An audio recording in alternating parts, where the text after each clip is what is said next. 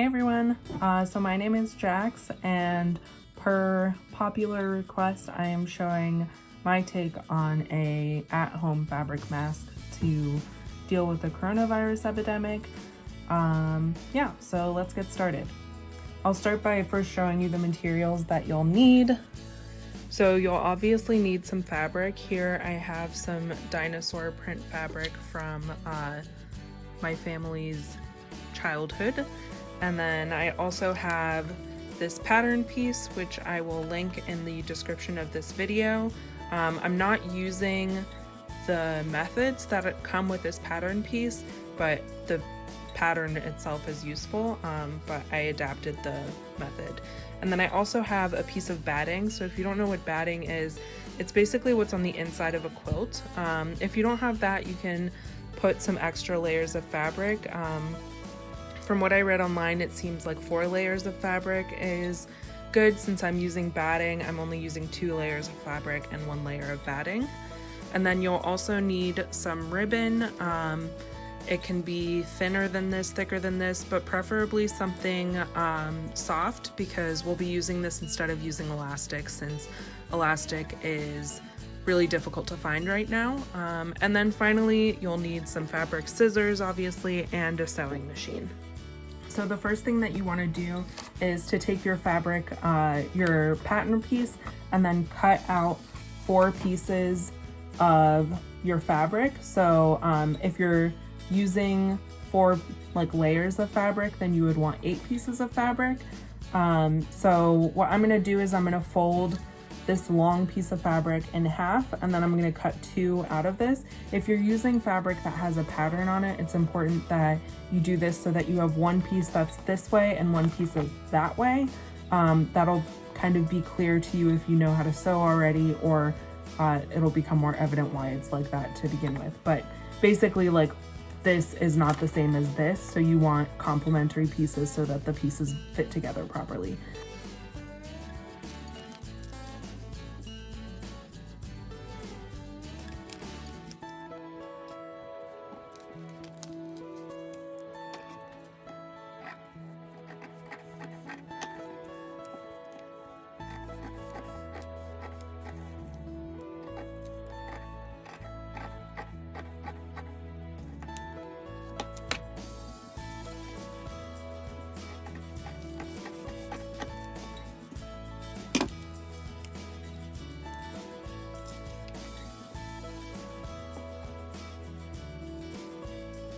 Okay, so now I have all 4 pieces of fabric, and I'm just going to cut the same thing out of my batting to go in between these 2 layers. So I'm just going to fold it in half like I did with the fabric, and then I'll lay this down, try and find a place where I can actually fit 2 pieces in here.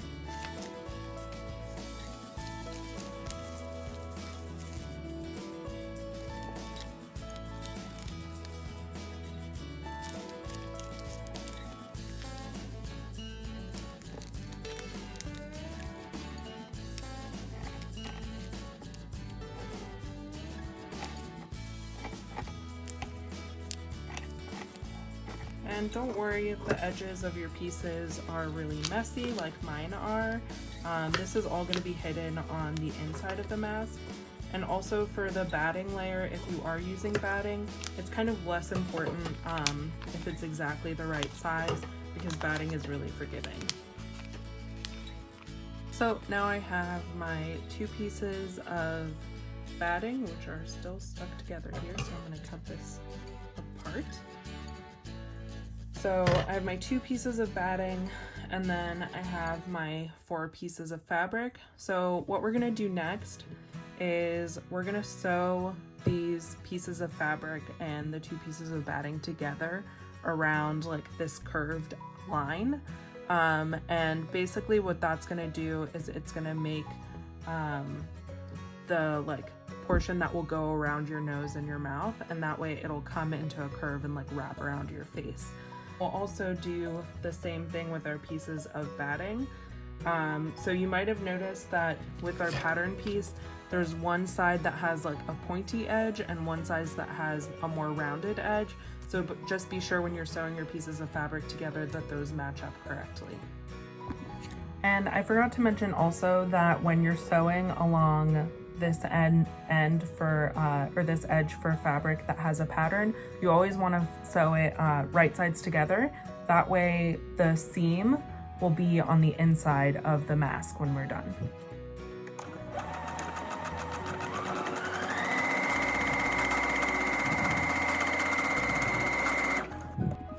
So I have my 4 pieces of fabric that are sewn together.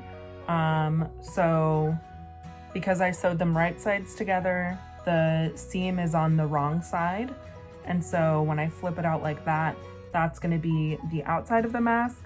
And then if it's flipped kind of the inverse way, this will be the inside of the mask. So now I have my piece of batting that's sewn together at the seam. So next what I'm gonna do is I'm gonna trim off what's like kind of outside of the seam, which is kind of difficult to see because I used white thread. But since the batting is really thick, you wanna trim it as close as possible without cutting through the stitches, so that there isn't like a lump kind of in the middle of the seam of the front of your mask. So I'm just gonna throw this in the trash. And then for the pieces of fabric, what you want to do, you can trim if you sewed really far away. Hopefully you didn't sew too far away because then your mask might be too small. But so what I'm going to do is I'm going to cut notches in it. And so what that will do is when I flip it inside out, it won't kind of be, I don't know if you can tell that it's kind of lumpy like that. But if we cut notches, it helps the fabric to turn kind of correctly when we flip it inside out. So without cutting through the stitches, I'm going to cut a few notches around some places that have tension in the curve. And then if you realize that you didn't have enough, you can always go back and add more. It doesn't hurt to add more. So now that seam is kind of going to come out a little bit more smoothly. So I'm just going to do that to the other piece as well. So now I have my 4 pieces of ribbon. And also if you've never used or if you've never cut ribbon before, or if you have this problem where it's always fraying, you want to cut ribbon diagonally. That way it doesn't fray and the like pieces of fiber in the ribbon will stay tucked in. Yeah, so next what we're gonna do is we're gonna pin down the edges of the mask like around here, and then we are also going to sandwich in pieces of our ribbon. And so even though I showed it to you this way a moment ago, actually we're gonna flip it inside out so that we can hide all of these ugly seams on the inside. So you can keep 2 layers together, the layer of fabric and the layer of batting together. And then what we're gonna do next is we're gonna have the 2 right sides of the fabric together. So we have batting, and then we have a wrong side of fabric. The right side is facing the other right side piece of fabric. And then we're gonna sandwich these all together. And then we're gonna sew around here, and we're gonna leave one side open so that we can flip this all inside out. And also you want to add the ribbon to the inside of your mask now. So whatever side you decide that you're gonna sew down, you will put your 2 pieces of fabric or 2 pieces of ribbon in there. So you'll just want to like sandwich them like this, and then make sure that this gets tucked on the inside of your mask. And then when it flips inside out, it'll come out this way and it'll be nice and neat. Yeah, so I'm gonna sew from this end down here, down this side, around the bottom, and then I'll leave this side open. So I'm gonna put my 2 pieces of ribbon on this side, and then the other 2 pieces of ribbon, I'll show you what to do in a second.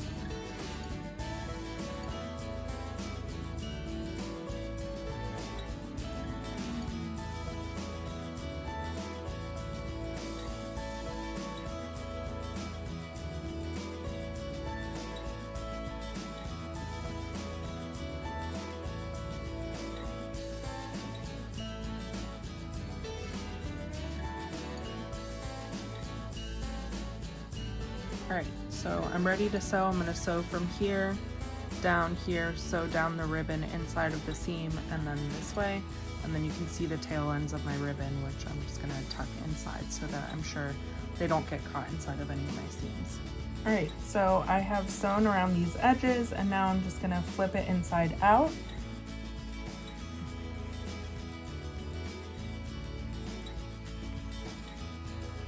Oh, actually, I forgot step, which is that if you have any like pieces of batting or like extra pieces of fabric that are a little bit too long that might get clumpy on the inside of your mask, you can trim that off.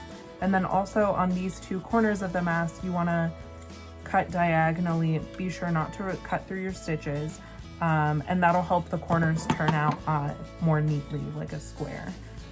So like here I have a little bit of extra fabric, so I'm just gonna trim that off.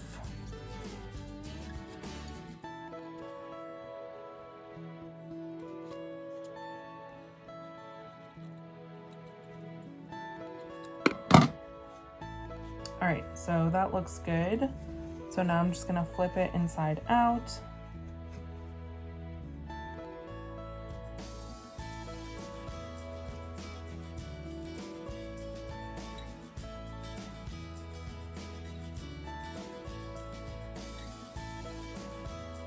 Okay, so I have a problem, which is that I didn't properly tuck my ribbon and it kind of got caught in another seam.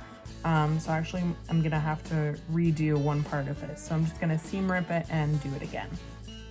Okay, so I fixed my mistake and I flipped it inside out. So as you can see, we have two pieces of ribbon coming out of this end, and then we have an unsewn edge here. And then if you want, you can just try it on here, and you can see that the ribbons will tie around your ear like this. So what we're gonna do next is we're gonna tuck in this piece, or this edge. Okay, so we have the raw edges inside of that. And then what I'm gonna do next is I'm just gonna stick the two pieces of ribbon like that inside, and then I'm gonna pin it down.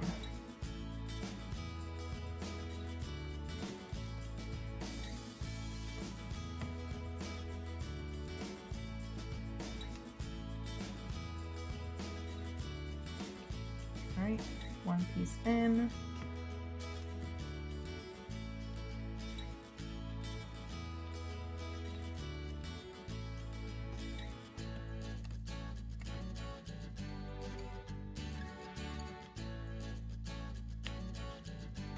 Cool. So now I have a mask, and I'm just gonna top stitch this seam down. All right, so I finished top stitching that seam down. I'm just gonna trim off the thread, and then that's it. Now you have a DIY at-home mask. So I'm just gonna kind of see where this first side meets and then pinch it together and tie a knot in my ribbon at that point. You can always adjust it afterwards once you've done the other side. So there we go. Now it's going to be easier to do this side. There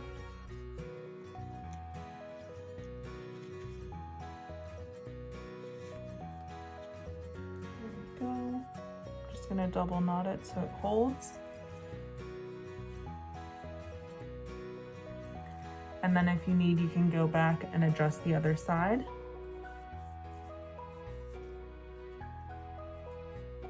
Great. So there you have it, a DIY at-home face mask with dinosaurs galore. Thanks for watching.